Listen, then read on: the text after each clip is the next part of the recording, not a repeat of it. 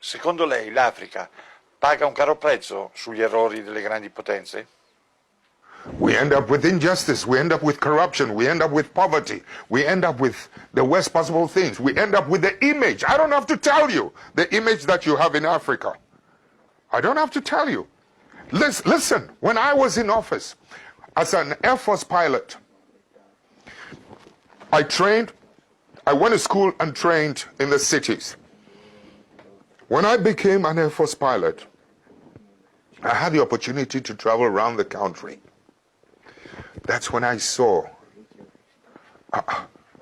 there is a big difference between those of us living in the cities and the mass people who feed us living in the rural areas. My brother, you listen to me carefully. The water they drink in those rural areas is such that the water you use to flush your toilet, the water we use to flush our toilet in the cities is much cleaner than the water they drink in the villages. No clinics, no hospitals, etc.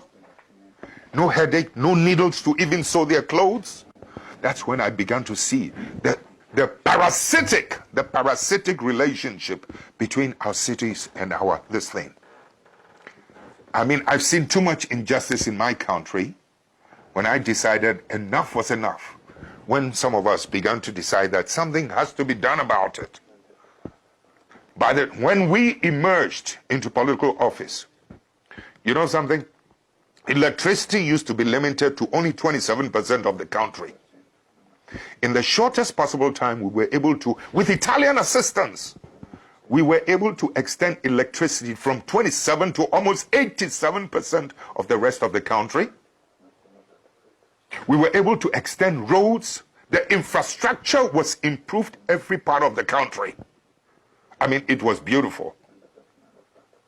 I mean, the energy now goes to every part of the village.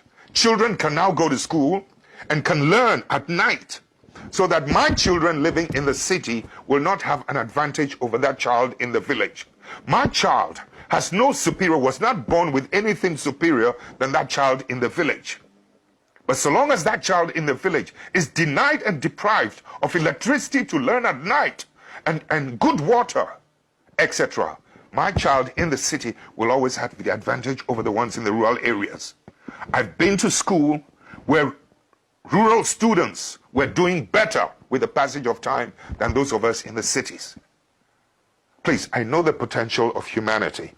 So when you're talking about the effects of some of these things, sometimes, you know, these superpowers must learn to accommodate and to live and to accept patriotic leadership, patriotic citizens. Too often, they're happier with people who are not patriots. But you, in Europe, excuse me, don't get angry, you never seem to know the role that some of your bad businessmen, you have good businessmen, and I respect them, but some of your bad businessmen are always doing bad things on our continent. And it's our people who suffer. This kind of thing must stop. Your governments must begin to wake up to help us, to help to police and to maintain the integrity of economic policies and economic practices in my country. Your country must help us to protect the judiciary in my country. Your country must help us to police and to monitor and to protect the political integrity in our continent.